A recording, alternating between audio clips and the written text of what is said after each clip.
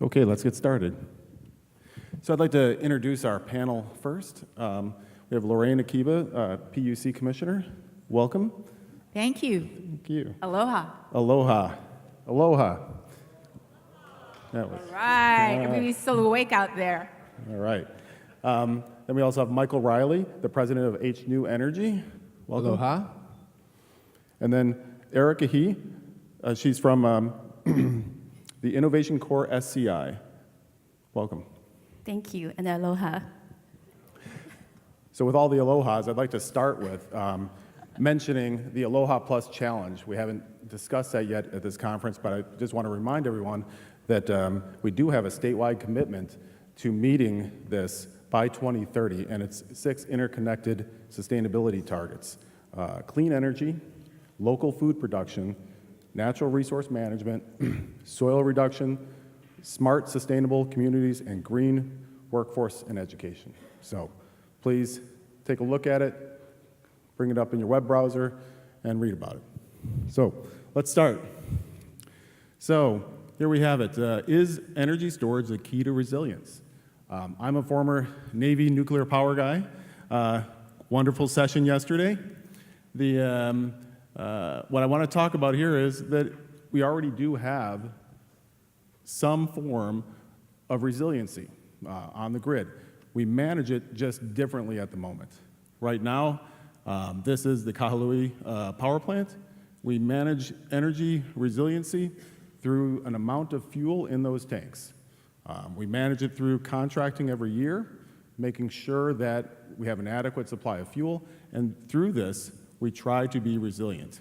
I, of course, being a Navy guy, would probably paint, but besides that, I think it's that the utility does do the job and does keep us with the lights on. So I want to start with that and get your opinion or your thoughts on how are we moving forward from here, though.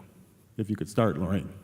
Yeah, I think it is, given that reliability and resiliency are the two cornerstones on which, utilities operate today. And it's like, but in the future, as we move forward, and as the speakers have, for the last 2 days, addressed resiliency in the clean energy context and moving to 100% renewable by 2045, resiliency must be met with other tools, other resources, and energy storage. I think it was back in right when I came on board to the PUC in 2013 that I realized energy storage is the game changer for the delivery of electricity.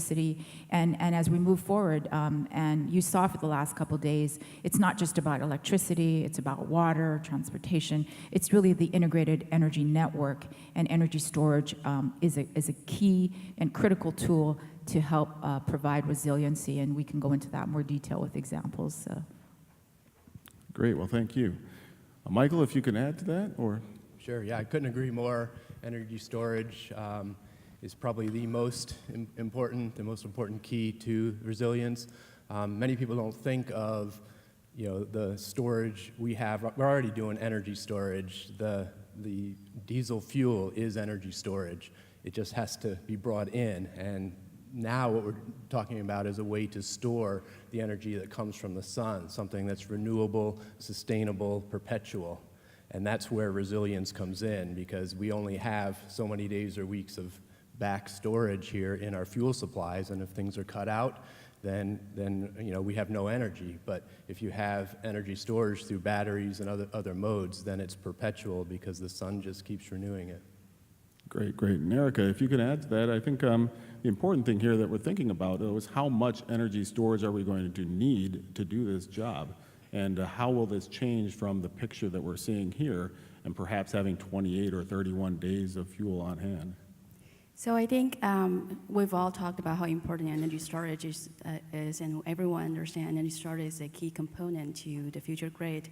But just looking at the global market, like for example, the tsunami that happened in Japan in 2011, the energy emergency call in California last year. So energy storage is now being considered a very important part, not just a key component. It's something that we all need. It's a must component for the grid to meet the resiliency, because after all these emergencies, we realize it's not just that we're going clean, it's more about we need all the clean energy to provide us with a more resilient grid and then energy storage is going to be the key component to help us to realize that goal. So let's break it down a little bit further. If we were thinking about how to plan for a grid for the future, Michael, how do you see taking into account that energy would be delivered perhaps daily? There will be periods of time when we won't have that, maybe longer periods of no sun. I think I saw there was 3 days a few weeks ago I was getting depressed, less sun, but after that it was fine. How are we going to manage issues like that with energy storage? At some point, we just can't deal with the daily portions either, right? Sure. Well, that's where a lot of distributed energy storage comes in, because on an island, especially, we're talking island communities here, when it's sunny in Kihei, it often isn't upcountry or other places, so you just get a natural diversity of generation. Sometimes you'll get a big storm that comes over, but if you actually look at how much is, when it's daylight, even if it's raining, you're generating electricity. And so it comes into sizing a system for the right amount of, how long are you going to be able to do this and drain the batteries down? Eventually, too long and every day you're losing some of your state of charge, there will be an end. But that comes into system design and how you're trying to structure for, what goal. But I think often, and maybe Lorraine, you could help us out here, we focus on the value of this or the cost of this, but we're not really saying what is the cost of changing out those tanks to a different system. Yeah, I think you have to evaluate, and I just want to say this in terms of putting in a framework. Most of the audience participants know that, since 2014, we did issue the inclinations and our white paper from the Hawaii Public Utilities Commission. We set the framework for energy storage, and that isn't just batteries. It is all forms of energy storage to be resources, so to be able to provide non-transmission alternatives, to provide alternatives as a generation resource, and to be thought of that way by our utilities in Hawaii for resource planning.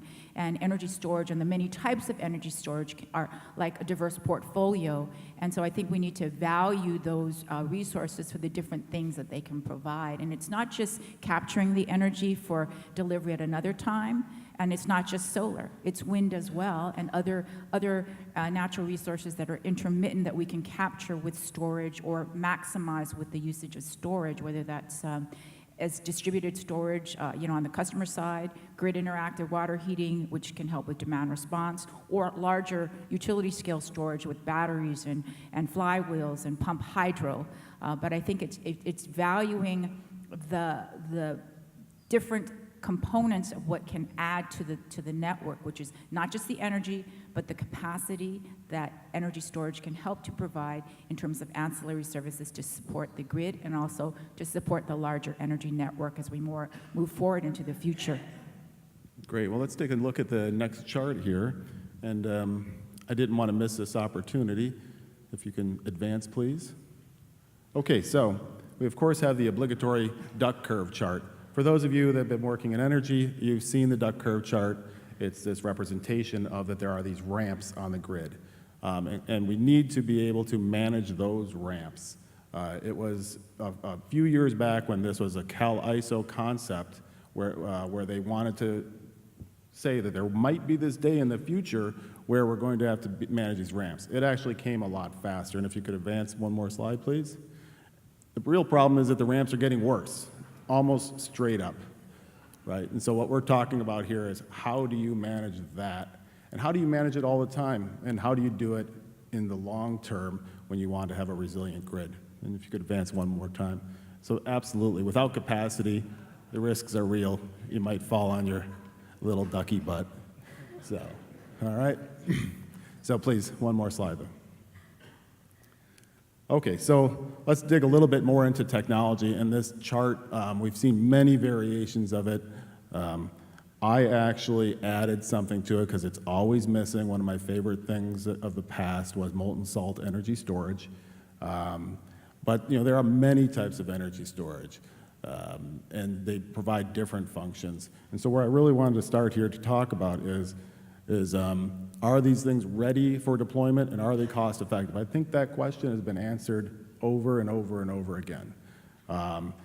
Some of the realities of that, a few years ago in 2015, there was a large natural gas leak in California, the Aliso Canyon gas leak. about 20% of the emissions of methane that the basin normally has was leaked in that incident. So why? They were actually storing natural gas. So that canyon was used for that purpose as one of the largest reservoirs of natural gas. And when it leaked, that energy storage system that they had released all of that methane.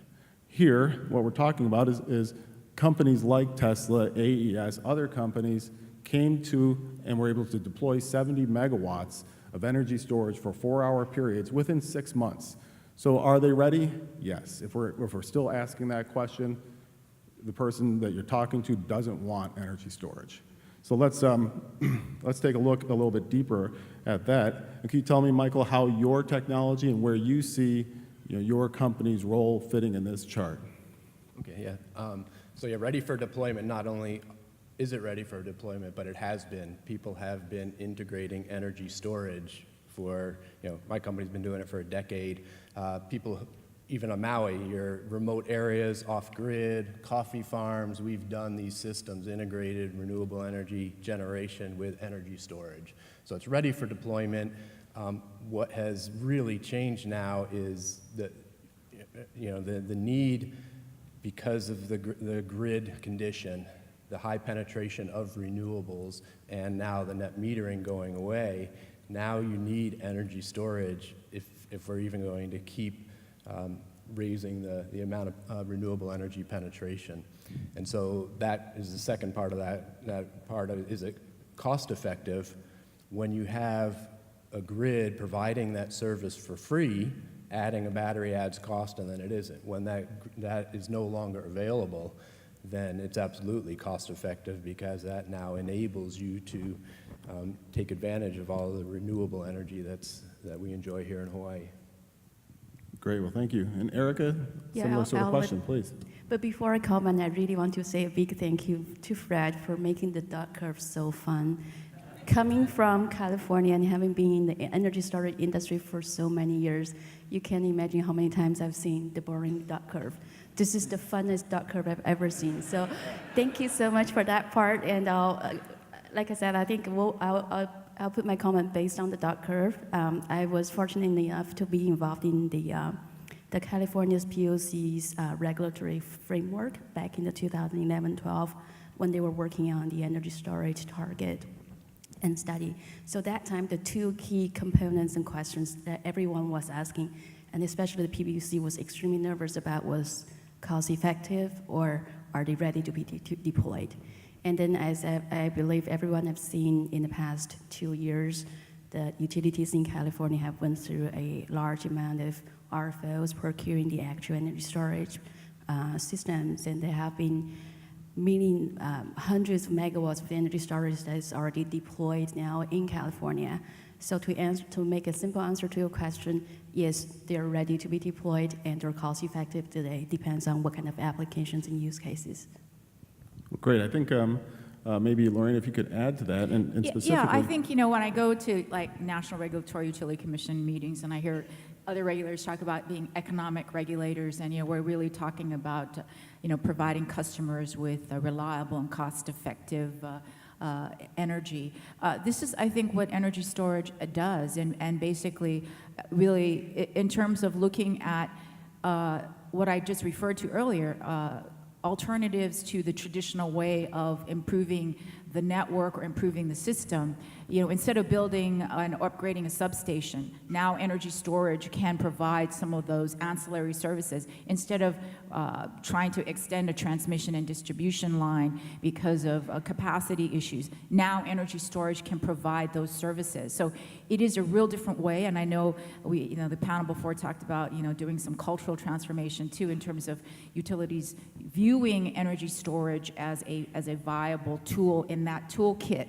But I think that's been proven. We've deployed energy storage. When I go out and talk about energy storage, across the country and across the world, we've been doing energy storage here in Hawaii since 2008, before it was fashionable or chic to do that, with wind facilities, and now we're doing that combined with solar, facilities, and we're doing customer-sided distributed energy resource and distributed energy storage. So we are leading, and we're proving it. We are the living laboratory for showing that energy storage is cost-effective.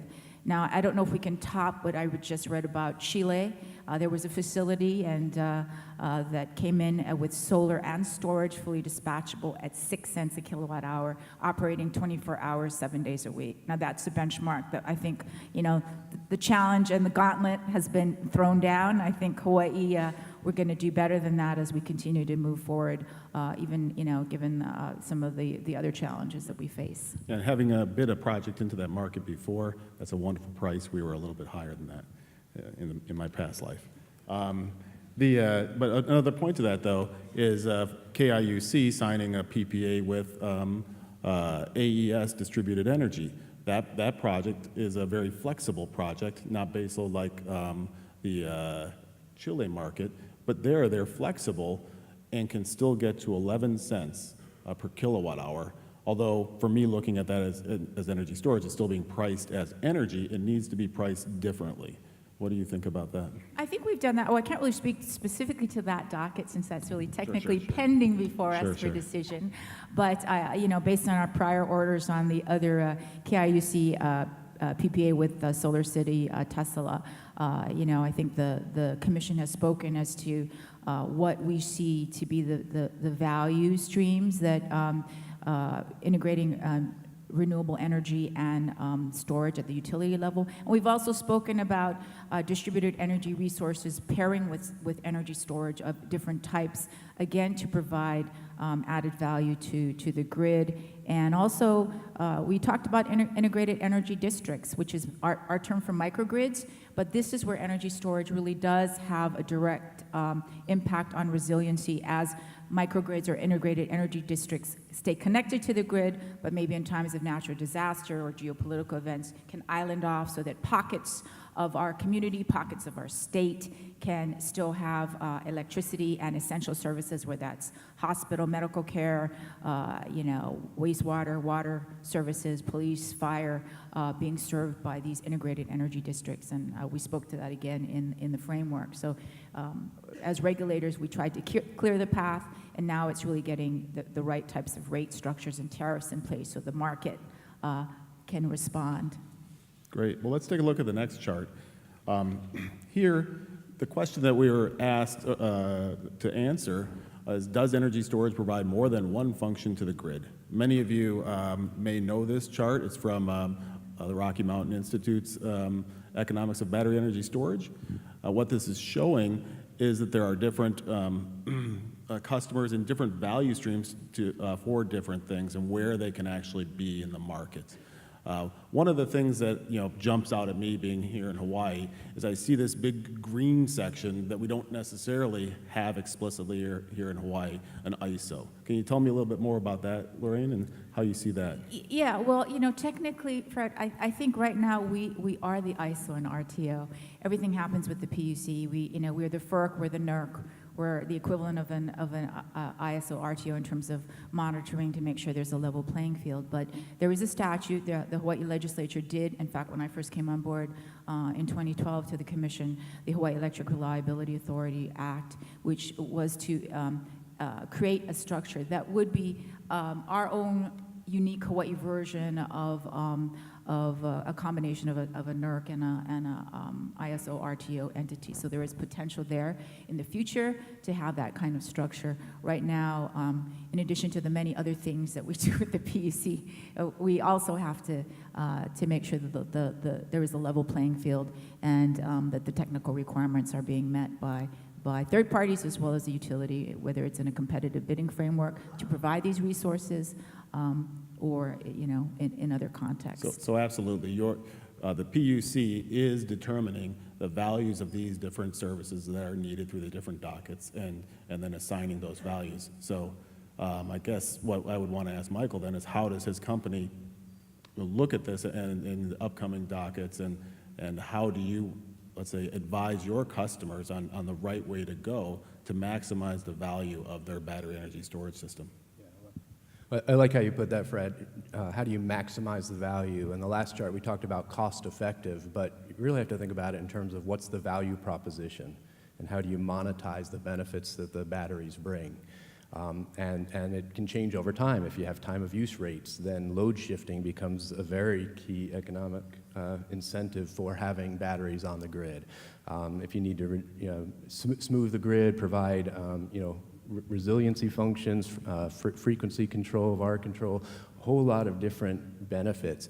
And different batteries provide different benefits. Some are bulk storage for large shift, and others are very responsive for power smoothing. And so a residential battery is going to look very different than a large grid one, often in terms of what chemistry, what format, what duration, overall cost per kilowatt hour. It's not, PV is pretty simple. There are panels that go on the roof, batteries at the core of a battery cell. People have been part of everyday life for years. The challenge in batteries is what do you do with it from a system when you integrate it, the battery management system, and that comes into how many cycles are you going to be able to get from the battery, what's the lifetime, and it depends on how hard you treat them, how you maintain them, the design, is it the right design for the application, and so battery it is a panacea in a lot of ways for the grid, but it's complex, and there's a lot of different things that come into that. Right. And Erica, how do you see it? Yes, so Sumitomo's customers, we serve primarily just the utility industry. We provide flow batteries to the utilities, so we understand from the utilities perspective, definitely they're trying to maximize their investment on energy storage, especially I think as of today, most of the RFOs procurement from utilities have been mostly based on resource adequacy. So that means they do not use the energy storage actually very frequently, but they are trying to study all different ways they can maximize the application of energy storage. So I use one example that the San Diego Gas and Electric, which we've recently completed an 8 megawatt hour system for San Diego Gas and Electric. So they will be using the system at their major substation, and they will try to use it besides the peak load shifting, the renewable integration, but more on their actual grid operation, like the VAR support, how to balance, provide T&D support on their grid resiliency. Great. I think then looking back at that chart, when we tie this back to resiliency, what we're talking about, though, is that resource adequacy portion, whether or not the utility has contracted for all of the things necessary to meet those needs. And so that's a value, and it's something that we should be able to assign a value to. And hopefully your future systems can take advantage of that. So let's move on a little bit further here. And if we could go one slide forward. So that next question, and this looks a little bit different than the first slide. Can customers provide for their own electrical needs through energy storage? I think the answer is yes, but the question is a little deeper than that. So maybe, Lorraine, if you can walk us through a way to think about customers and their role as being part of the grid. Yeah, I think it's clear that, and I'm very happy to see that I think our utilities are committed to enabling and empowering customers, and we have prosumer customers now that want to have control over their energy management, and are interested in third parties that are able to deliver energy management services, including utilities. So I think the regulator, from the regulatory perspective, we're trying to facilitate that marketplace so that we are enabling that, realizing though that there are values that customers can bring to the grid in terms of providing ancillary services to the grid through energy storage and energy plus capacity type of services, but there's also values that they take from the grid, and so that it's a fair exchange, and we get the rate designs correct in terms of time of use rates, in terms of demand response credits and tariffs, so that we can facilitate, again, that marketplace of exchange so that customers can be incentivized with the right signals and the right rate design structures to remain part of the grid and to provide services to the grid, and likewise see the value of of that and being, utility customers and engaged. And I think that whole concept that we've talked about in past years about virtual power plant and the real use of distributed energy resources, again, plays into resiliency because we're not, it's not one central, one-way delivery of energy anymore. We can maximize on that in terms of being a much more holistic and sustainable energy network. Well, great. Maybe, Michael, what do you think about this question? Sure. So, yeah, customers certainly have a key role to play in all this, and the distributed energy storage is key. Back to my last comments, you really need the right solution, the right tool, and I applaud what Tesla's doing in leading the way and getting the whole public's attention on this, but the power wall from an energy standpoint is far too small for what a typical residence will do, and they're learning that. They're coming out with Powerwall 2, which gets closer, and the whole industry is, there are not that many players there, but everybody now is trying to catch up and say, hey, this is a key, huge future market. Hawaii is going to lead the way in that, distributed storage, but the whole world is going to follow. This is a trend that everybody's seeing.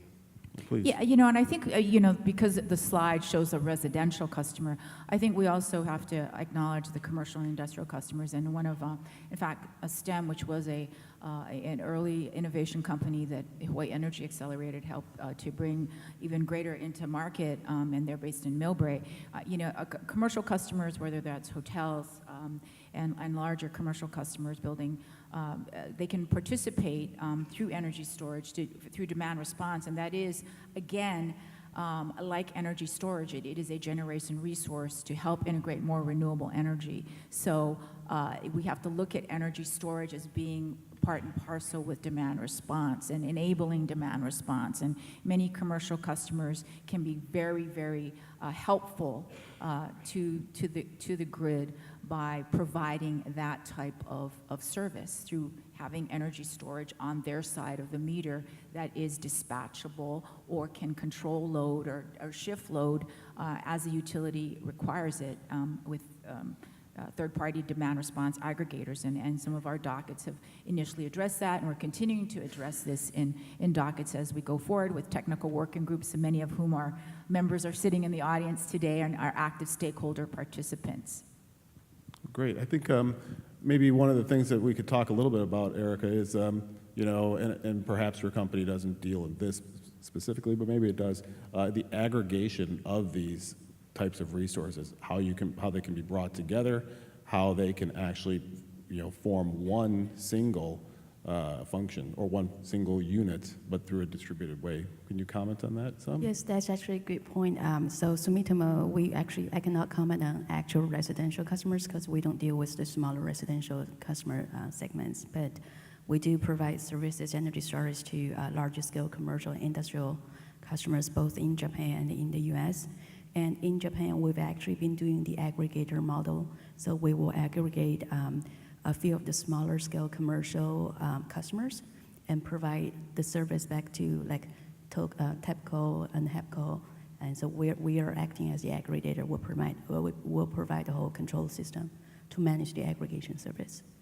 So we see the trend of the commercial and industrial customers who like to utilize the energy storage to participate in the demand response.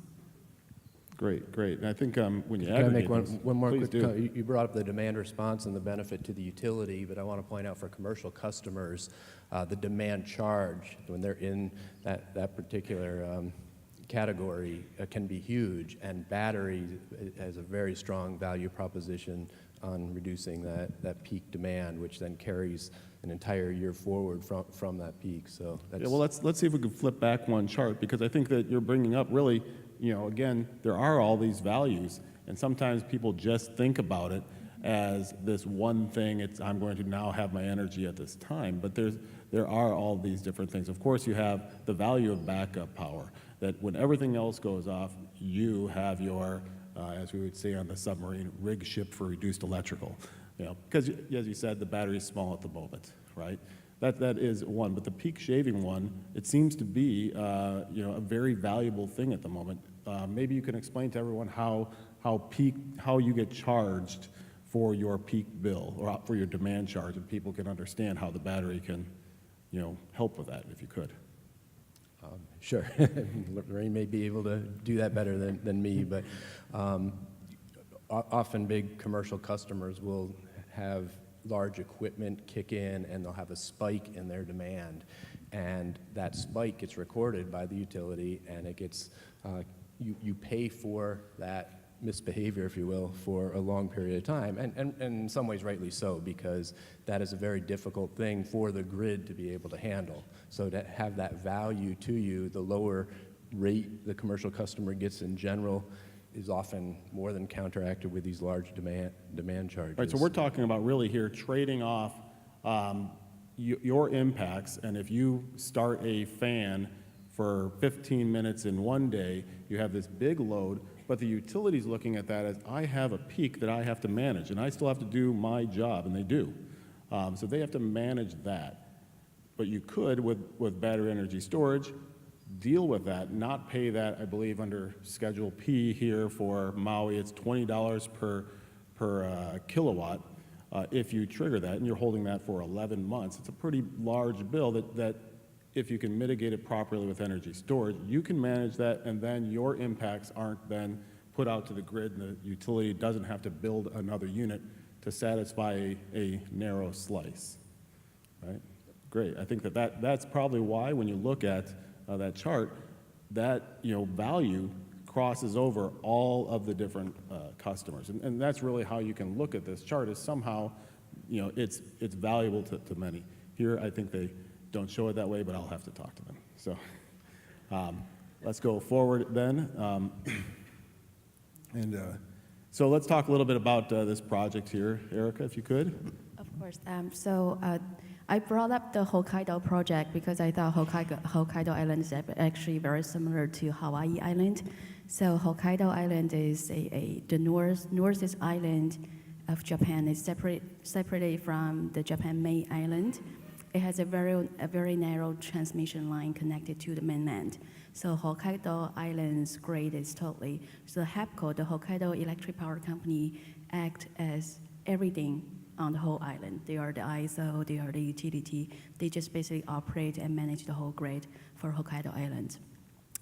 And after the tsunami happened in Japan in 2011, Japan government put a strong push on having more clean energy, renewable energy onto the grid to provide more reliable resiliency to the power resource.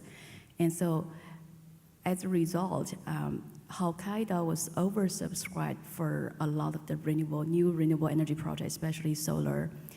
For a 5 gigawatt of grid, they oversubscribed 2 gigawatt of solar by end of 2014. So the HEPCO, the utility company in Hokkaido, got so concerned about how to integrating all this solar, how to manage the grid with so much renewable that's providing almost 40% of the whole grid operation. And as a conclusion, they wanted to install more and more large-scale energy storage system on their actual substation locations to help them manage the grid. So Sumitomo Electric's flow battery was selected among all different technologies and vendors from Japan because they wanted something that provides not just the resource adequacy type of solution. They want something they can start playing at a substation and try to understand how they can have more functionality, how to add more value from energy storage to their actual grid operation. And so this project was the world's largest energy storage project back in 2015. Now we have the largest one is the lithium-ion, which was just announced last month. But then this one is a 15 megawatt, 60 megawatt hour system flow battery, still the world's largest flow battery that has been installed in operation. If I could stop you for a moment. Yes. Maybe we could tell everybody what the heck is a flow battery. Okay. Yes. I think if you could explain it as a Gatorade and a napkin, that would be good. Perfect. I'll be more than happy to do so because actually I was fortunate enough to be able to work at two large Japanese corporations. One was the world's leading lithium-ion manufacturing company, and my second Japanese company was the world's leading flow battery company. So I can tell you the truth, before I joined Sumitomo, coming from the lithium-ion industry, I know nothing about flow battery. So when I was told by my boss, okay, now your job is to bring flow battery into the US market, and I was like, what is a flow battery? I've never heard of a flow battery.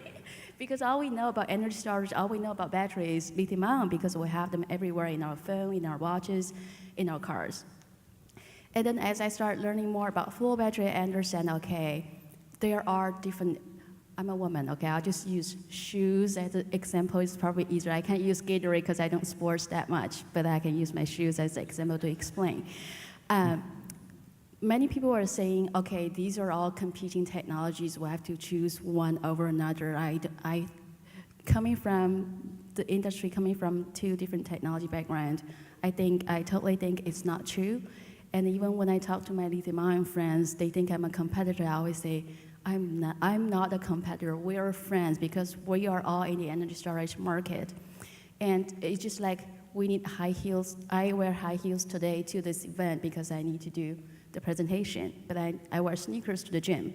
I think lithium-ion and flow batteries are just two different types of shoes that people can use for different purposes. And they're different. Lithium-ion is a more widely available mature technology, and because of all the other consumer electronic industry, the EV industry is driving the cost down very significantly, and that's a technology that people are most familiar with, feel most comfortable with, versus the flow battery is more like a big tank. So, for example, in the past Aliso Canyon project, the 30 megawatt lithium-ion energy storage was installed. You can see the numbers. You can read how many battery cells we have to include to meet that 20 megawatt. So lithium-ion battery does provide a lot of advantages, but it also has some technical limitations. And flow batteries too. It has more advantage in terms of operation and flexibility, but it also has its challenges compared to lithium-ion. For example, the energy density is lower than lithium-ion technology. The footprint will be bigger than lithium-ion. So it really depends on what kind of uses you plan to use, what kind of occasions you're looking for when you want to use the energy storage, and then that comes to the decision of, okay, maybe we'll try this technology versus the other technology. And I actually think this is a good time if I can add another project. This is the Hokkaido project that you see on the slide, but we actually just recently completed a project with San Diego Gas and Electric. That is a flow battery, but what's interesting is that San Diego Gas and Electric is trying to aggregate, because now they have a lot of the lithium-ion projects online as well. So what they're thinking is they understand the different operation features and different functionalities between flow battery and lithium-ion. So they are planning to aggregate both the lithium-ion projects and the flow battery system into one resource and connect it to the CAISO, so that they can use different systems to meet their different purposes at different time. Great. Let's advance to the next slide. And I think, to sum up for me for flow batteries, I like the technology because from what I understand, it shouldn't have much degradation. I see one of its obstacles, though, is that the medium, say if it's vanadium or something like that, is an expensive medium to start with. So you have a high upfront cost, but maybe low degradation, perhaps. So Michael, tell us a little bit about some of your projects. Sure. Yeah, this was a challenge because Fred asked me, highlight a few of your projects, and so I cheated a little bit and made a quad chart so I could look at 4 of them. But I tried to pick a good variety, both of applications, technology.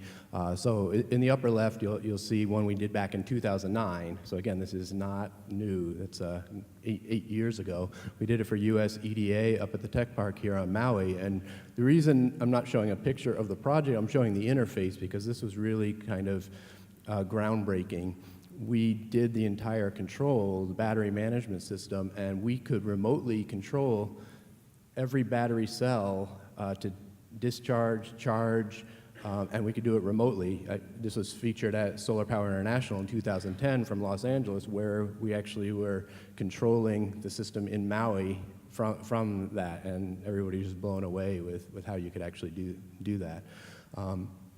Over in the upper right, 2012, we installed the battery system. It's a lithium ion system for the Avahi wind farm. It's an 11 megawatt install. It's 55-foot containers, 9 of them, plus 3 large containers of power electronics at the site substation, and the application was peak shaving for the wind farm. So wind profile has high fluctuation, and it basically smooths that out by being very responsive. So that's basically a power smoothing application.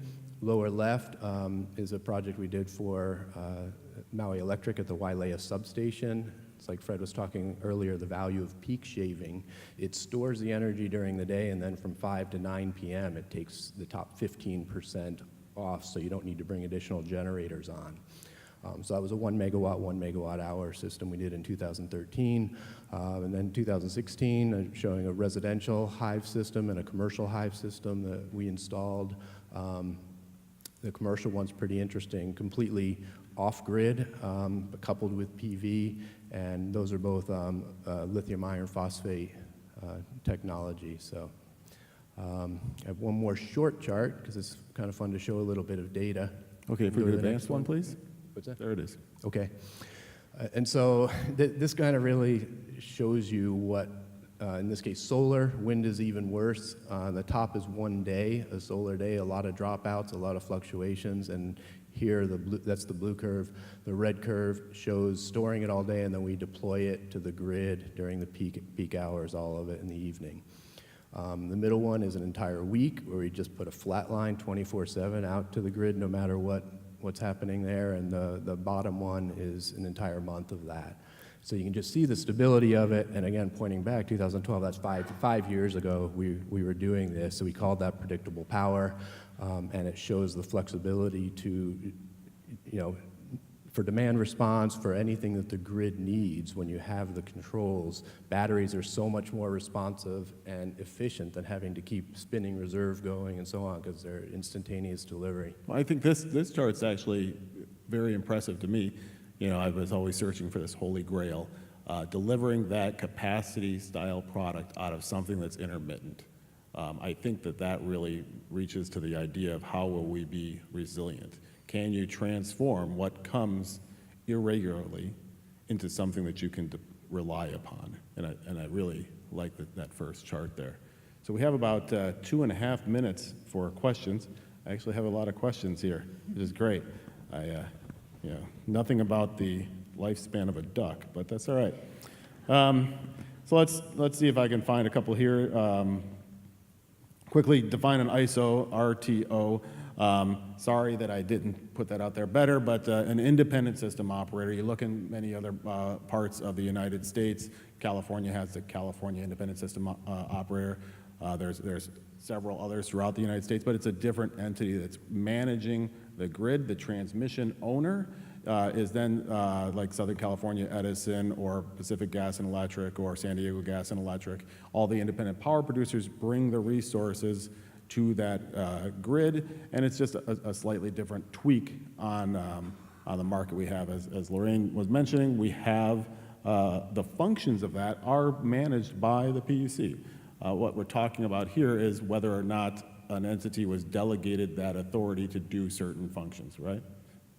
Yeah, the statute, the Hawaii Electric Reliability Authority statute, is the framework, the legislative framework that could evolve into what would be a more formalized structure that could look more like what we see on the mainland, an ISO or RTO structure. Great.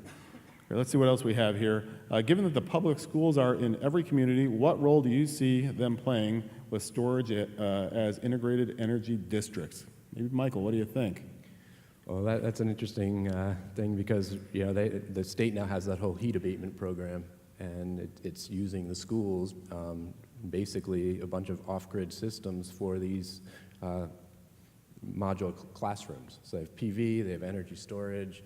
And it's because it's really hot in school in Hawaii, and the heat wave in 2015, there were some students passing out, and it got to the level of being very serious. So yeah, the schools, not just in Hawaii, but there's programs in California, and they really are leading the way.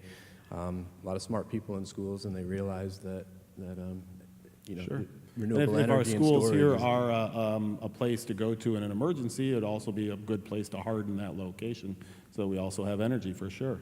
I think, let's see here, because I put up molten salt storage, there's, the question here is really how renewable, let's see, things moved around on me here. Let's see here. How are you going to deal with tons of imported lithium compared to compressed air or hydro? Okay, so let's divide that in half, I think. Compressed air energy storage, I think it's going to play an important role where it makes sense, where there's the ability to store compressed air. There's locations, say in Texas and other locations, where there are caverns where you can cost effectively store this. We may not have that. And then we also need to look at, can compressed air energy storage get us to 100% renewable energy? Maybe. It depends on how you liberate that compressed air. You still need to heat it back up, perhaps, to run it through the expansion phase of the turbine. Often that would be done through natural gas, so all you're really doing there is having a better heat rate on the gas turbine rather than providing energy in and out without adding new carbon to the system. The second one, hydro, I think is an important one, and maybe Lorraine, since we're running out of time, you can close us off with that. Yeah, I think, again, as I began, my remarks, energy storage is not just batteries. It is all types of energy storage. It can be on the customer side of the meter. It can be on the utility side, in terms of where it sits on the grid. And hydro, I know there are some of the utilities are exploring pump hydro storage and using that. Thermal storage is also another area of storage that we didn't mention, and that is not something that would not be considered. So I think the role of the PUC is to facilitate the marketplace, to facilitate the correct tariffs so that the marketplace can thrive for energy storage, whether the utility works with third parties in order to deliver that, or third parties work with customers to deliver that. I think the framework is there. So it is a diverse portfolio of storage, and it is not just one thing. Absolutely. And I think that portends for a bright future for transformation in this area to provide not only resiliency but sustainability. Great, and I think I want to close on that. If you're interested more in other types of energy storage and learning more about, say, 6 others, you can join us next week at the Hawaii State Capitol Auditorium. There'll be a briefing there on Tuesday at 9 a.m. We'll cover 6 different companies, 6 different technologies, and you can learn more about different areas. So thank you again. Mahalo. Thank you all.